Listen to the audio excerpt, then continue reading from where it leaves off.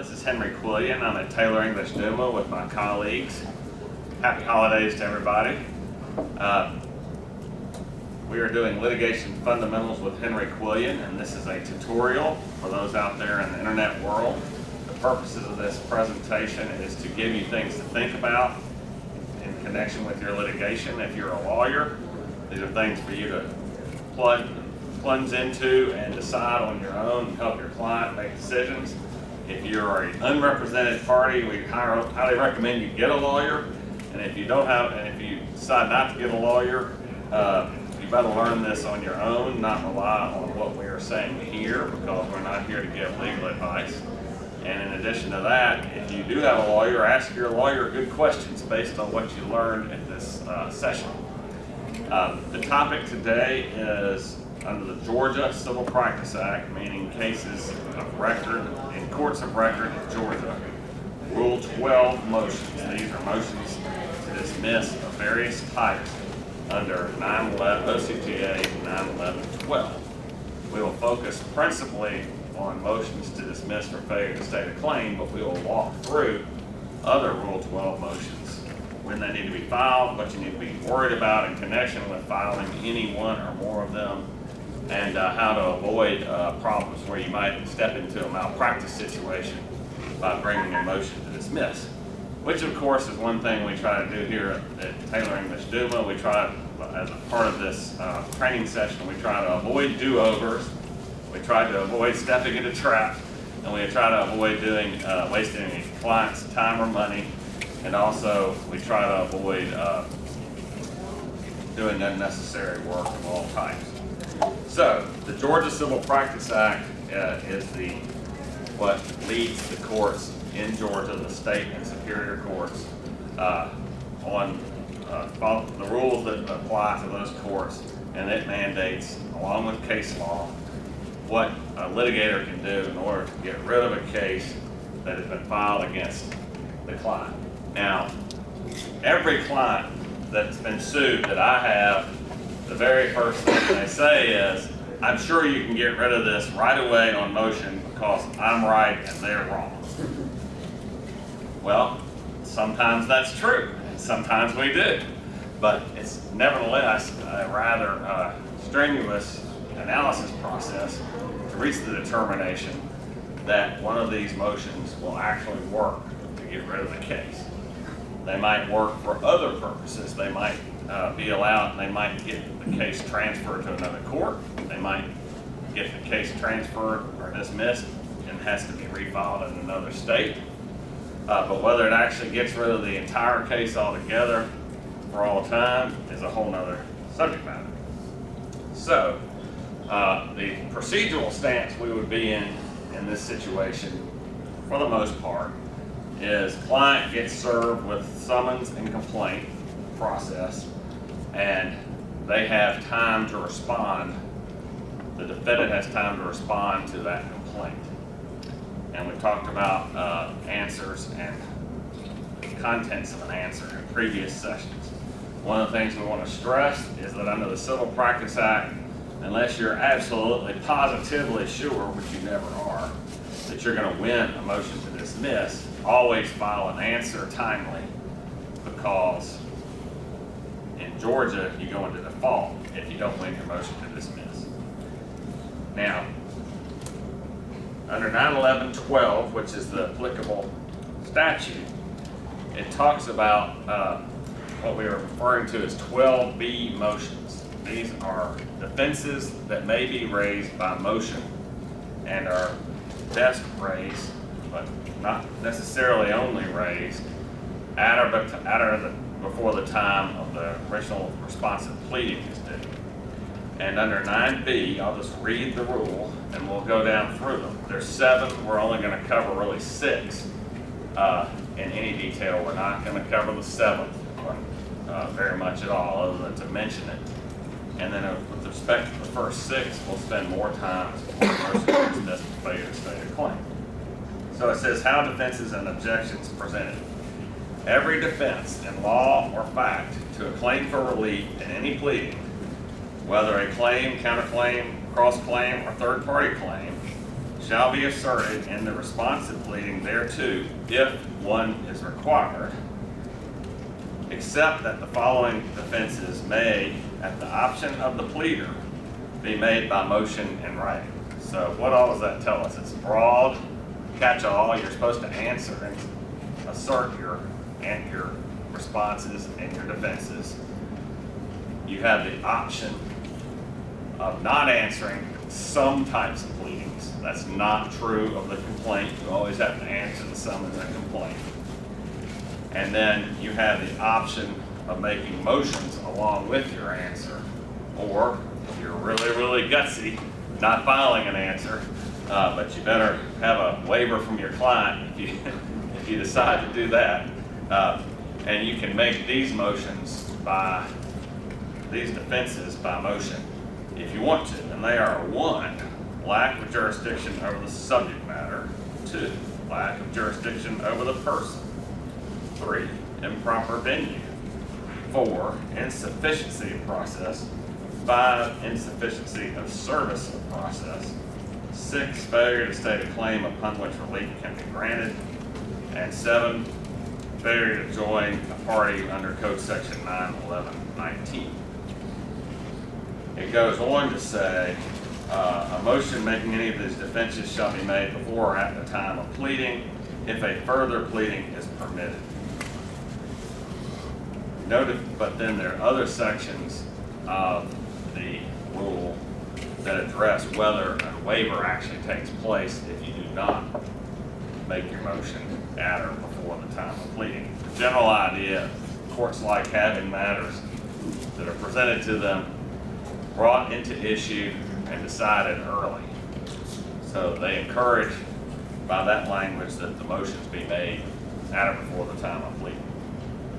No defense or objection is waived by being joined with one or more other defenses or objections in a responsive pleading or motion.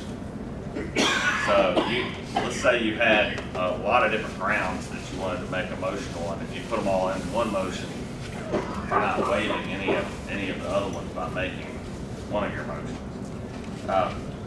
If a pleading sets forth a claim for relief to which the adverse party is not required to serve a response to the pleading, he may assert at the trial any defense in law or fact of the claim for relief. And then if, when a motion to dismiss for failure of the pleading to state a claim upon which relief can be granted, matters outside of the pleadings are presented to or not excluded by the court, the motion shall be treated as one for summary judgment. And we will bring that up later. But basically, what we're focusing on here is something that starts off as a motion to dismiss and stays a motion to dismiss. So, as mentioned at the very beginning, there may be cases in federal court that apply more restrictive standards on the pleading, the initial pleading of the complaint, than does the Civil Practice Act. The Civil Practice Act is not adopted by case law or by statute some of the additional layers of analysis that federal courts apply. So if you're a lawyer or somebody trying to figure out whether a motion to dismiss should be granted, just be aware the federal courts might require the pleader to do more than the Georgia courts do. But as we've already mentioned, there are certain things that have to be in the complaint, which including, for instance, an allegation of facts upon which venue can be founded. And as we note, one of the things that you can move to dismiss on is improper venue. So I saw a couple of hands about to go up. Julian? So is the Georgia rule the same rule number as the federal rule? Is that just to confuse us? Yes. Yes. The Georgia Civil Practice Act was modeled after the Federal Rules of Civil Procedure. As far as the numbering system goes, of course, we've got the 9-11 to start with. But then case law in the federal courts has added additional layer of analysis. So the Georgia courts have not adopted.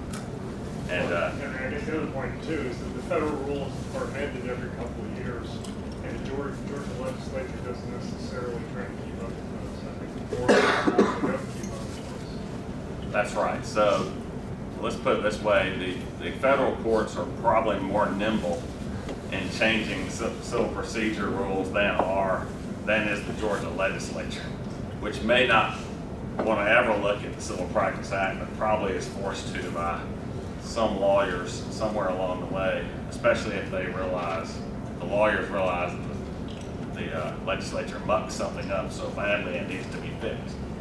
And so the state bar might take it down there to the legislature and get something changed or fixed.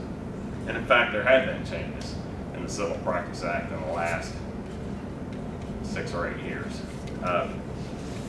Okay, so you've got your complaint, you've got your time to respond, and you've got to figure out whether it's a good thing or a bad thing.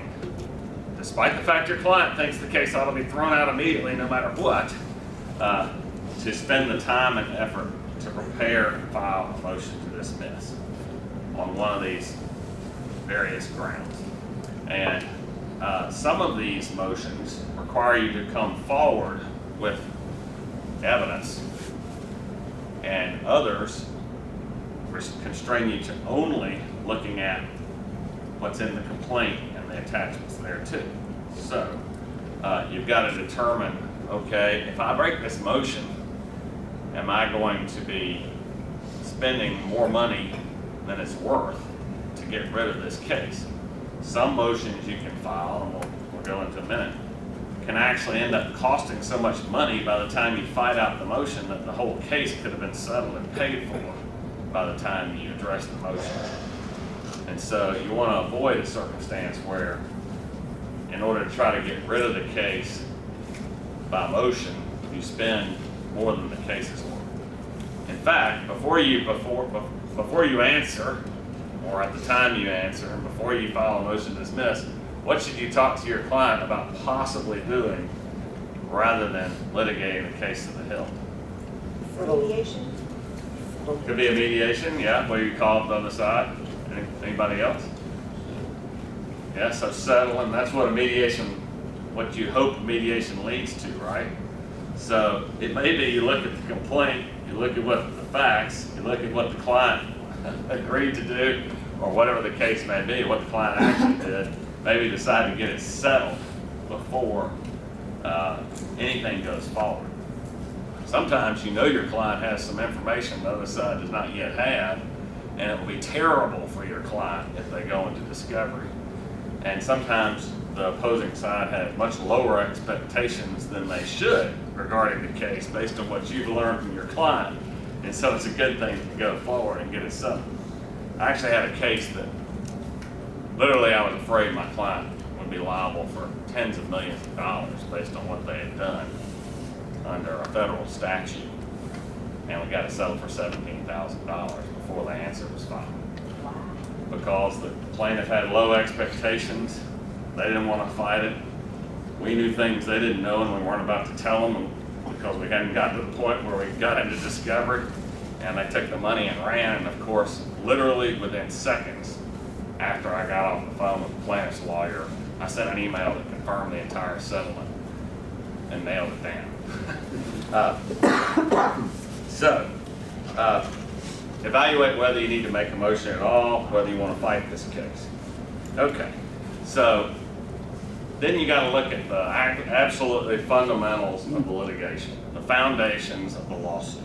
And the first one under Rule 12 is subject matter jurisdiction. Did the plaintiff bring the case in a court that they can even be in for what they are claiming?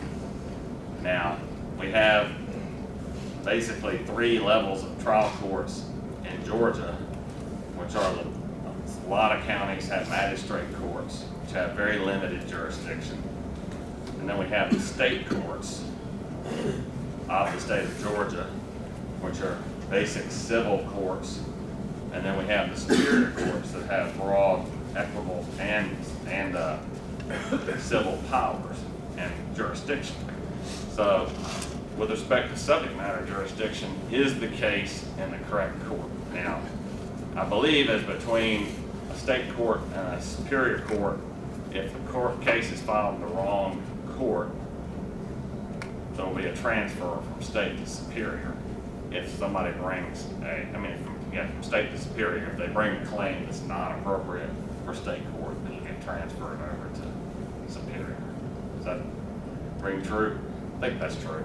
But if they bring a federal action, let's say they bring a patent infringement case in state court, then you can make a determination whether you want to move it out of the court altogether or get dismissal for lack of subject matter jurisdiction because it's exclusive jurisdiction in federal court. But in this instance, with respect to lack of subject matter jurisdiction, let's say it's just some subject matter that there is no court that will address this thing. You can consider a Rule 12b(1) motion. This would be a filing that is based on what's alleged in the complaint, and you say, this court just doesn't have power to address this subject matter, we want to dismiss. They brought solely a copyright litigation in the Superior Court. Move to dismiss, lack of subject matter jurisdiction. The second one is lack of jurisdiction over the person. Well, this is a situation where the defendant basically claims that under the Constitution of the state of Georgia and the Constitution of the United States of America, as well as under what's called the long-arm statutes of Georgia, meaning the authority given by the legislature for plaintiffs in the state to reach out and to sue people from other states. It's basically a claim that it's unconstitutionally unfair for this particular defendant to have to litigate in this particular court because mainly it's for reason that they never came to Georgia, they never had anything to do with Georgia. The case is brought in Georgia solely for the convenience of the plaintiff, and this person has never come here, never did anything here, should not be subjected to a lawsuit in Georgia. You Now remind this me is the of one. a case called Panoia versus Neff. I think I learned my first year of law school about 100 years ago. Yeah, 100 years ago, and the case is more than 100 years old, I'm pretty sure. This is the type of thing you learn in law school, and you wonder what in the world are they hitting you with when at the very first couple of weeks of law school. But my point here is, yes, you might want to make a motion to dismiss for lack of personal jurisdiction over the person, but you need to consider whether you want to do that because, as we will see, under Rule 12J4, the plaintiff can immediately open up discovery on your client since you're the defendant. If you make a motion and come forward, let's say with an affidavit saying, by your client saying, I was never in Georgia, never did anything in Georgia, etc. And then the plaintiff says, well, that's not what I believe. And so they seek discovery on that issue. And then they find out that, indeed, you were in Georgia, you just had a mistress in Georgia, you didn't want to tell your wife about it, whatever.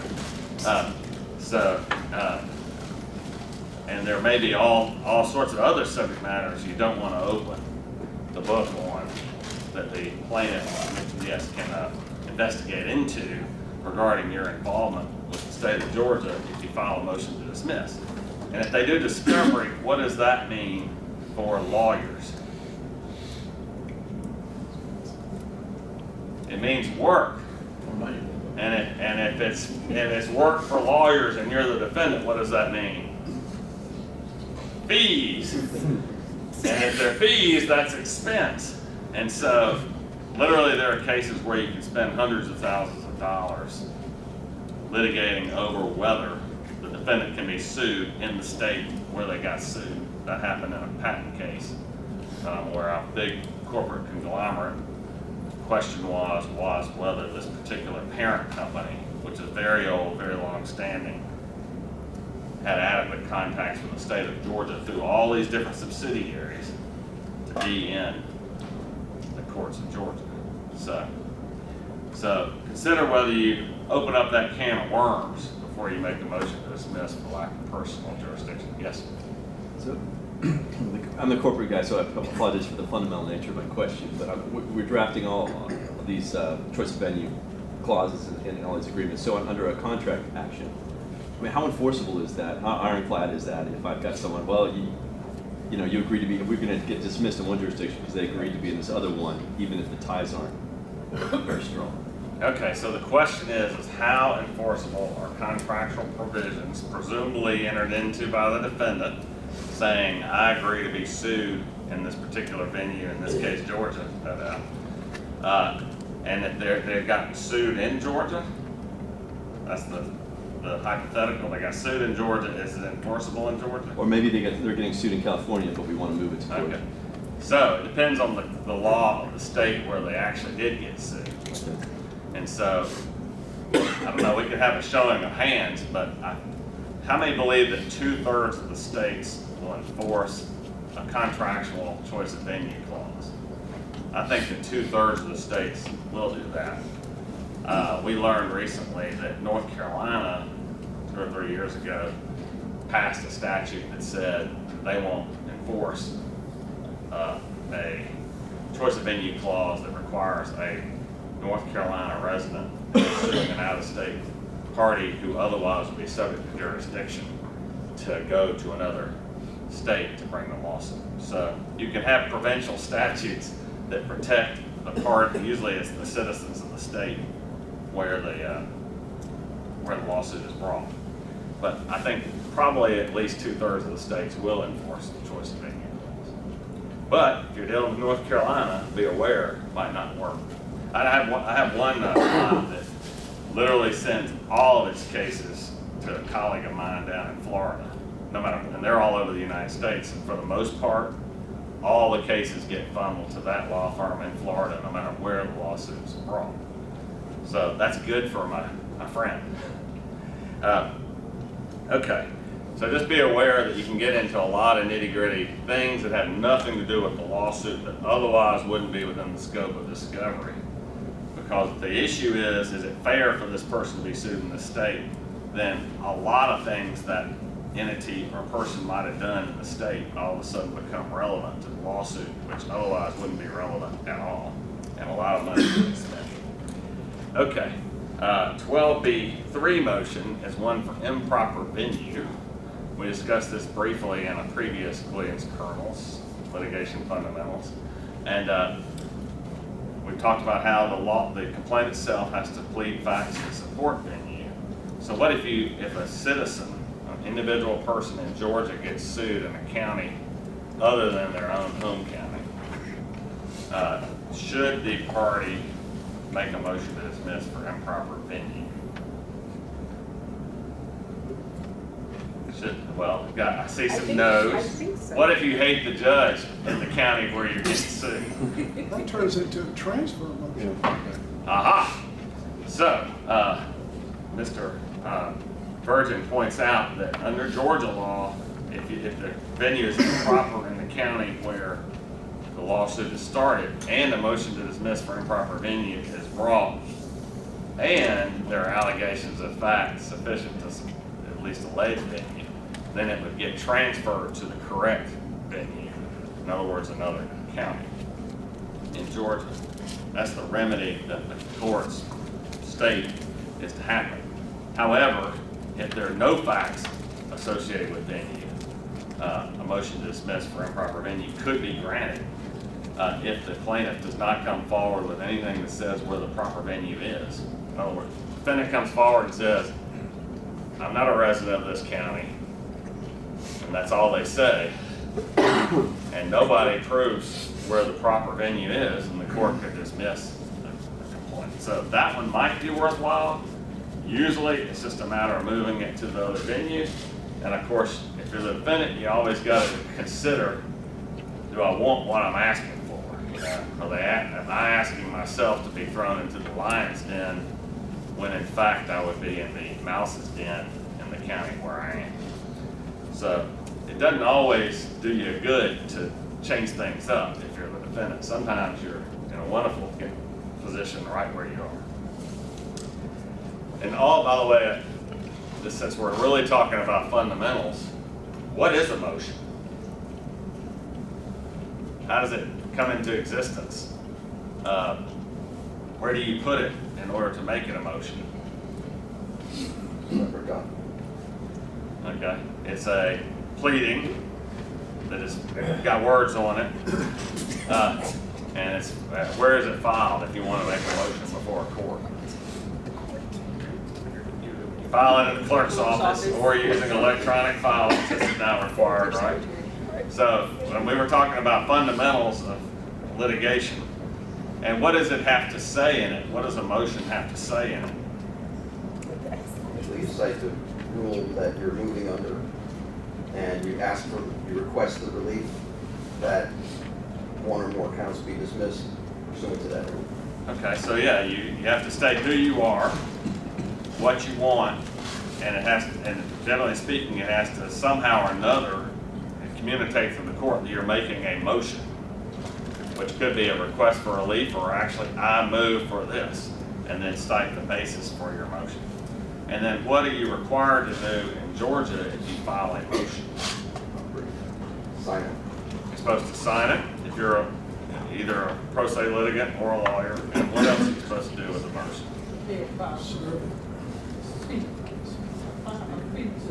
Well, you might have to pay the fee to file it, especially if it's electronic.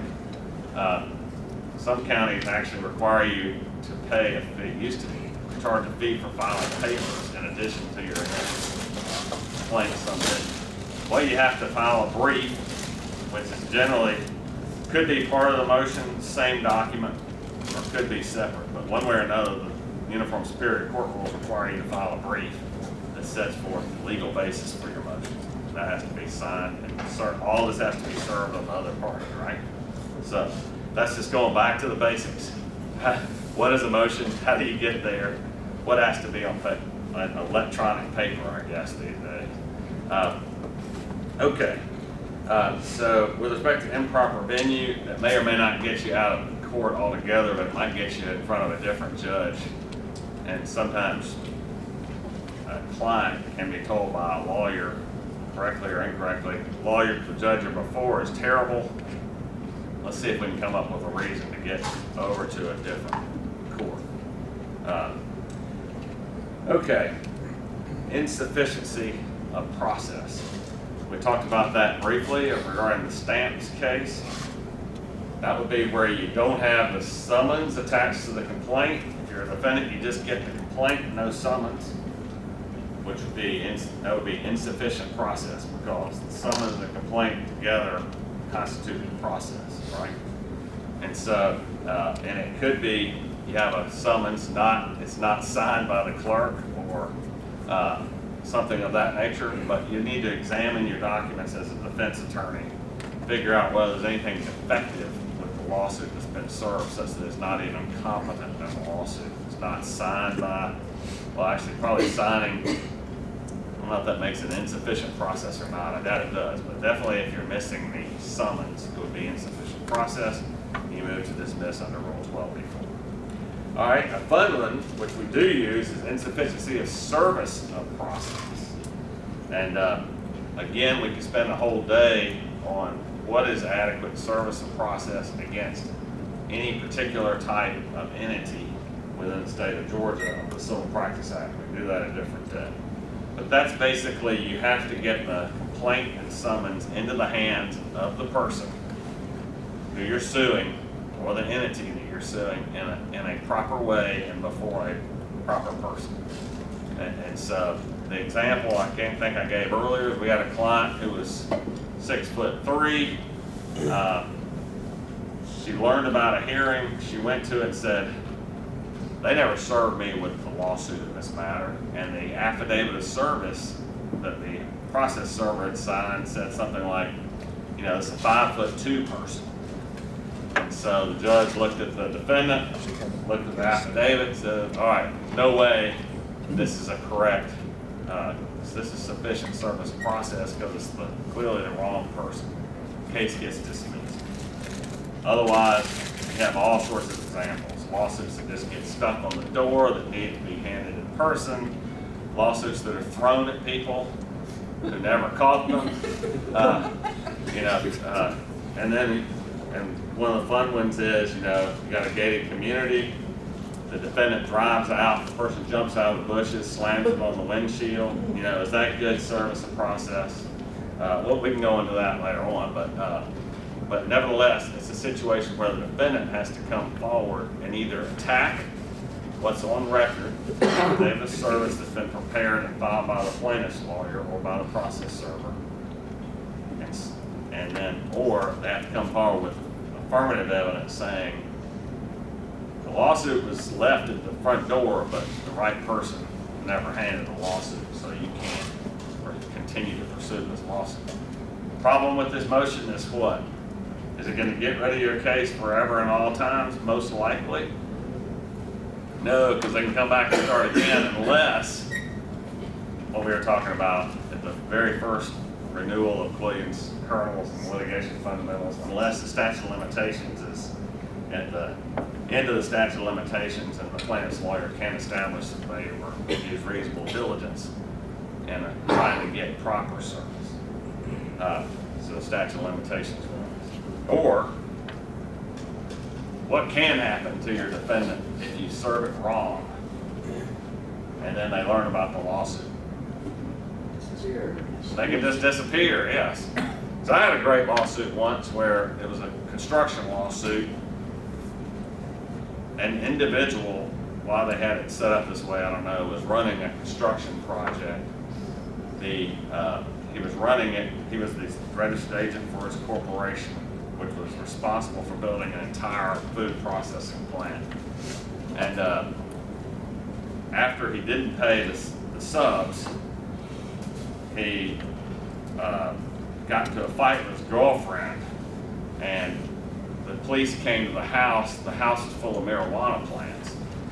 The guy disappeared, never seen again. He went to the Bahamas or someplace, leaving all sorts of plaintiffs with a very difficult time serving the corporation until such time as they ultimately used the mechanism where the Secretary of State was served, including my client. But people do disappear, and so that's something to always take into account. If you're a plaintiff's lawyer, we need to go ahead and get this thing filed now where we know where the defendants are and how we can get a hold of them.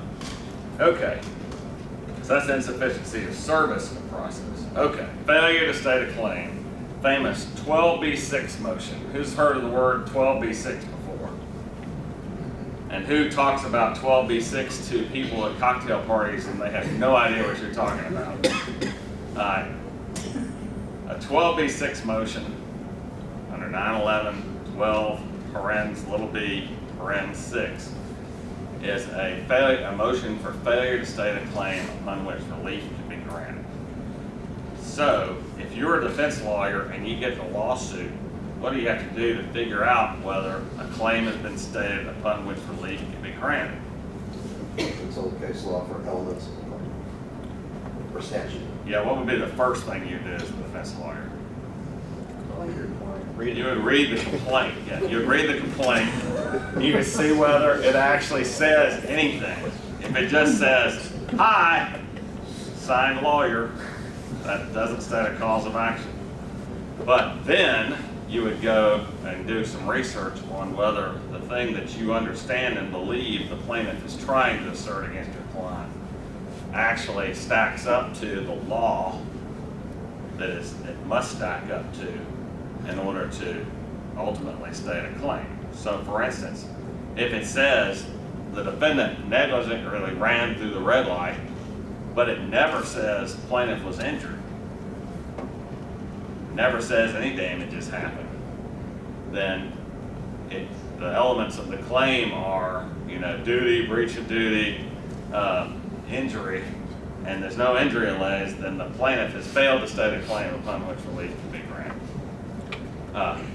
There's also one some cases are easy to allege because you can just say this happened and it's obvious that the claim would exist as a result.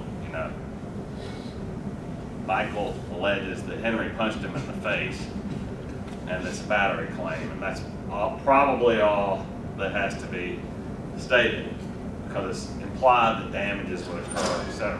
However, there are other causes of action with a whole lot of elements, and so if the defense lawyer learns or considers looking at everything that's within the complaint and assuming everything is stated, every single word is true and can't be contested, and finds that there's a missing part of the complaint for the cause of action that the plaintiff is trying to assert, then the complaint might be subject to dismissal. So let me just read what the law actually says regarding the standard for a motion to dismiss under OCGA 911-12B6. The allegations of the pleadings disclose with certainty that the claimant would not be entitled to relief upon the provable facts asserted in support thereof, and the movement establishes that the claimant could not introduce evidence within the framework of the pleading sufficient to warrant a grant of relief sought. So, is that a standard that's favorable to the plaintiff or favorable to the defendant? Just out of the box. It's favorable to the defendant. It's very liberal in favor of the plaintiff. So I may have said something wrong. It's favorable to the plaintiff. It's not good for the defendant unless the defendant can show, based on what's pled, that something's terribly wrong. So let's give an example of something that might be terribly wrong. The plaintiff moves to dismiss because the complaint clearly says something happened in 1900, a tort claim happened in 1900. What would be clearly wrong with that complaint? Statute of limitations. Complaint alleges that somebody else other than the plaintiff got injured, and that the plaintiff has no basis to recover on behalf of that person. They've alleged the wrong thing. And that does happen, by the way, sometimes in plaintiff's mills. They just forget to change the names on the documents, right? So you never know what's going to happen. All right, now how about this one? This one actually came up yesterday. It's actually on file. Mechanics lien, which is a lien that can be filed of record to help a subcontractor or supplier collect. The law requires that the notice of claim that's sent to the property owner is in 12-point type. But the complaint has attached to it a document, and the complaint says it's a true and correct copy of the notice of claim, and it looks like microfiche. Can you move to dismiss based on something that's attached to the complaint? Yes, you can. And why is that? Under Rule 10C, I believe that's correct, 911-10C, the exhibits to a complaint are considered to be a portion and fully adopted within the complaint. So it is 911-10C. Statements in a pleading may be adopted by reference in a different part of the same pleading or in another pleading or in a motion. A copy of any written instrument, which is an exhibit to the pleading, is part thereof for all purposes. So, if that's the case, and the complaint says, and has exhibits, and it says this is what happened, this is what I did, this is true and correct copy of this, it's attached to Exhibit A, and Exhibit A is something that totally undermines the legality of the claim that's being sought. Could be a release. I don't know why any plaintiff's lawyer would attach that. Or it could be a note that's written or issued by the different person other than the plaintiff, or whatever. Then you can move to dismiss based on what is said in the complaint. Now, can you go outside the complaint? Yes, ma'am. I just had a question. Assuming that it's a technical issue, it's not a statute of limitations type of thing, but it's the wrong document, or they didn't allege a certain element of the claim, is there anything to prevent the plaintiff from simply amending their complaint after you file the motion to dismiss to defeat your ability to succeed in your motion to dismiss? Okay, so the question, just in case it wasn't heard on the video, is can a plaintiff who has been faced with some problem with their complaint simply amend their complaint under the Civil Practice Act in order to fix the problem? And the answer is yes, if it's fixable. Right. So for instance, in my case, could they, or the case that I just mentioned, can they make the notice that they earlier sent in bigger type than it actually was? No, they can't go blow it up on the printer and make it bigger than it actually was and say, now that's the notice, not what I originally said was the notice. And that is something to take into account when you're moving to dismiss. If it's so easily fixed, it may not be worth the effort and the time and the expense to your client. If it's something that can't be fixed by way of additional allegations that are possible, then you might want to move to dismiss. So for instance, if the plaintiff has boxed themselves in to an extent that you know that they cannot truthfully come forward with any allegation that's going to fulfill the missing element of the complaint, then that would be a good motion to dismiss to file. You know, Henry, I think on your material lien example, if you file your complaint inside the 90 days, they could refile the lien inside the 90 days, dismiss the complaint, and then file it again.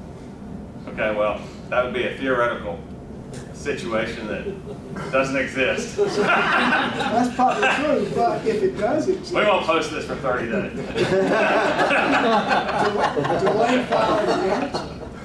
delay filing the answer until. That's true. The other point on that one is that you could probably only dismiss the lien foreclosure claim, but not the underlying breach of contract claim. Yeah, well, we won't. Who wants to talk about mechanics lien law? Just the construction attorneys. Come back next time. Yes. How many times can you amend your complaint in Georgia? You have to get permission from the judge every time? Okay, in Georgia, we're getting a little bit off topic here, but until you actually have a pretrial order entered, you can amend your complaint. And there have been cases that I've had. I start off here, go through discovery, learn something new, add a claim, go through some more discovery, learn that everything that was told to my client was actually false or whatever, add another claim. And you know, in my practice, if I'm doing a RICO claim, lots of times I'll bring a vanilla lawsuit that I believe ultimately might be a RICO claim, but I'm not going to bring it out of the box until I actually have all the evidence I need, and then you suck it to them.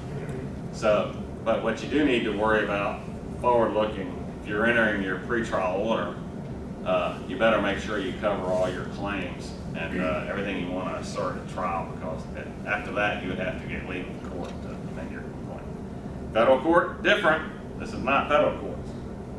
Okay, so on a motion to dismiss under 12b-6, you're constrained to what it actually says in the complaint, and under this standard, you have to say that there is, you must disclose, the pleading discloses with certainty that the claimant would not be entitled to relief under the provable facts asserted in support thereof. And then, in ruling on a motion to dismiss, the court must construe all allegations in the complaint in the light most favorable to plaintiff and resolve all doubts in favor of the plaintiff. So, you only want to make a motion to dismiss for under 12b-6 for failure to state a claim if you're pretty darn sure that you can knock the complaint out.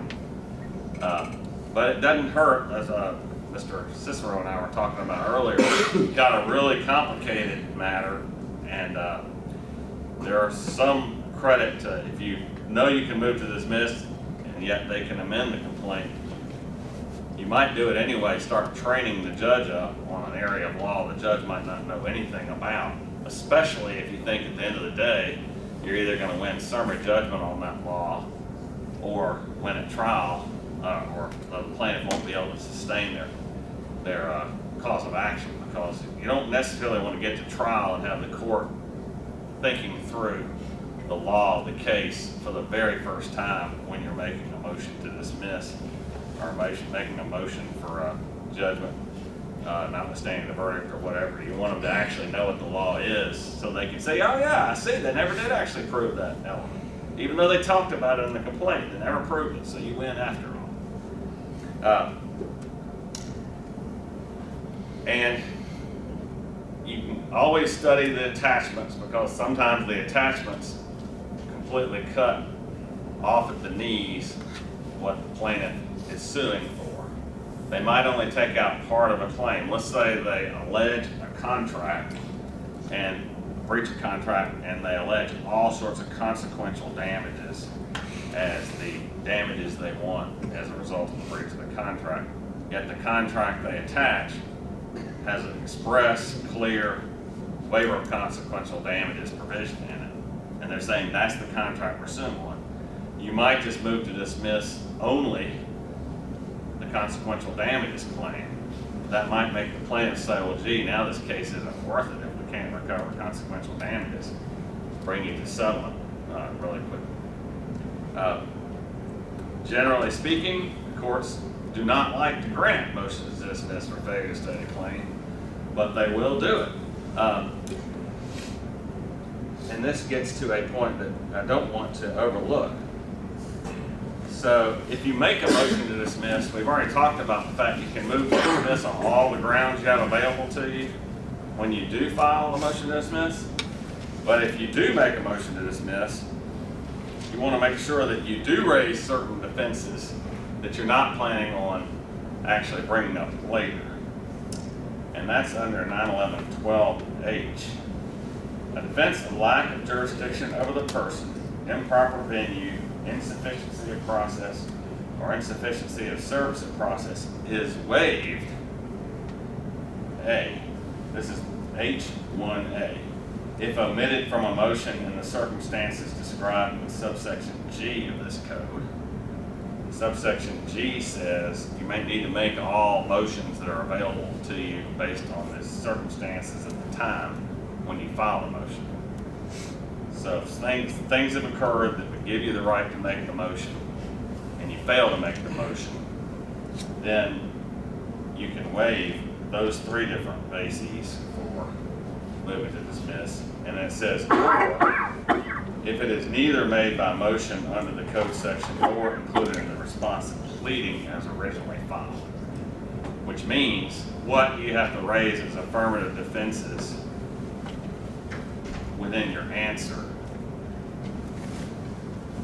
Well, at least those three affirmative defenses: lack of jurisdiction over person, improper venue, insufficiency of process, or insufficiency of service of process. I guess it's four. Those have to be raised in your answer. Otherwise, you have the risk of losing them down the road if you fail to, make a motion to dismiss. Now, I actually had a case, bring that home, and this shows a tie between 12B6 motions and 12B 1, 2, 3, 4 motions. Sued a bunch of entities, including companies all over the world that happen to have a presence in Georgia. One of the claims was intentional infliction of emotional distress. Got the person in Georgia that was believed to be associated with all these companies all over the world, sued and served all the companies under the assertion that that was the proper person to serve and process. All the defendants moved to dismiss intentional infliction of emotional distress claim. In Georgia, intentional infliction of emotional distress has an extremely high standard if you're a plaintiff. Basically, you have to allege that the actions taken by the defendant were outrageous and unacceptable in civilized society and caused severe harm to your plaintiff, usually only shown by hospitalization. And so lots and lots of things you have to allege, and you have to be able to allege truthfully if you're going to comply with your 9/11/11 requirements. The defendants didn't move. When they moved under 12B6, they didn't move for their lack of jurisdiction over the person. And then they came back later and they tried to move to dismiss the companies that were across the world for lack of jurisdiction over the person. We said, no, they waived all those. They filed a motion to dismiss earlier. We got to keep them all in court, which was very, very good. So you don't want to look at one thing without looking at the whole spectrum of things you need to do now if you're going to ultimately assert. If you're going to make a motion, make sure you include in it what you do have to include. Okay, You make a motion, the last one was failure to add an indispensable party. We're not going to cover that, too complicated.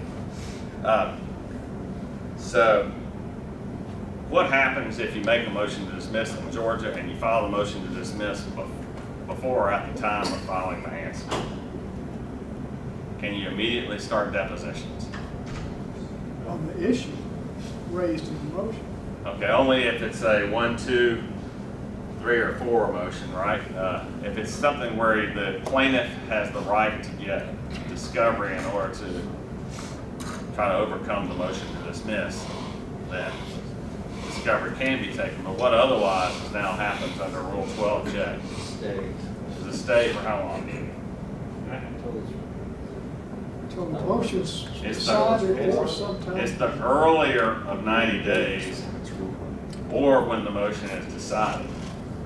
So, and it actually says the court is supposed to decide the motion. The court shall decide the motion to dismiss within 90 days provided in this paragraph. How many times does that happen? Sometimes it does, rarely does it happen. So what that means is during the time motion to dismiss is if one is filed timely, then everything, basically, all the discovery is stayed and all the deadlines are extended accordingly. But if the court rules, then all of a sudden and denies the motion, discovery gets started right away. Or if the court doesn't rule and 90 days passes, discovery starts. And so the general idea there, if your motion is so good that you're going to get the whole case thrown out, why spend a ton of time during discovery? But there may be reasons why you want discovery, and so you might not file your motion to dismiss within that first time frame. So consider that as well. If you're the defendant and you want to actually know what the goods the plaintiff allegedly has, you might not want to move right before the answer if you don't have to, because you might want to actually take discovery. Okay. We talked about earlier if there's something other than the complaint you're referencing. Let's say your client says, well, I know I've got this release. I want you to get rid of the case. You need to move to dismiss this case because even though the plaintiff is suing me for this tort, I got a release and I paid the money for it. And you come back in your motion, quote, motion to dismiss, and supply a copy of the release and the canceled check. What happens to your motion to dismiss? Yeah, it gets converted to a Rule 56 summary judgment motion, which in turn, if the plaintiff wants it, gives the opportunity to the plaintiff to do what?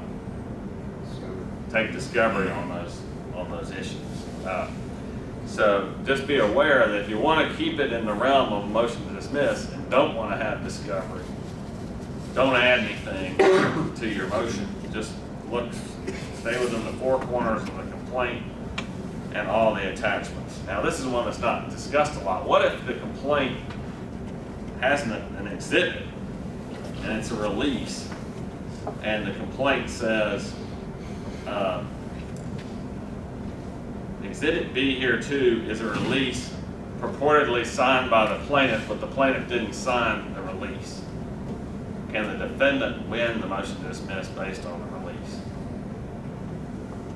The answer is no. So just the fact that the exhibit is there doesn't make it mean exactly what only the exhibit says. You have to look at the complaint and the exhibit together.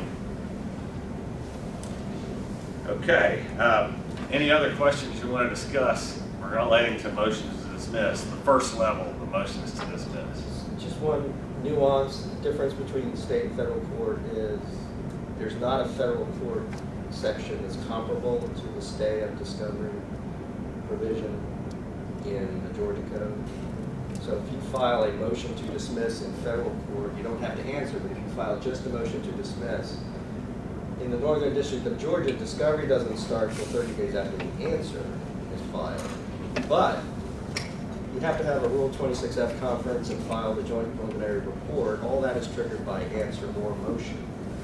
So Okay. none of that is stayed automatically. So typically what we do is get the other side to agree and file a motion, a stipulation or a joint consent motion to stay the requirement to have the 26F conference and file the joint preliminary report until after the motion to dismiss is ruled. Okay, so essentially you get the judge to say, the rules say this, but we're gonna set all this aside into the future until we decide the motion to dismiss. Yes. And that might be good, because what if you get rid of 3 out of the 4 claims, and with your motion to dismiss, all of a sudden you have to talk about a whole lot less at all those Exactly. conferences. Exactly.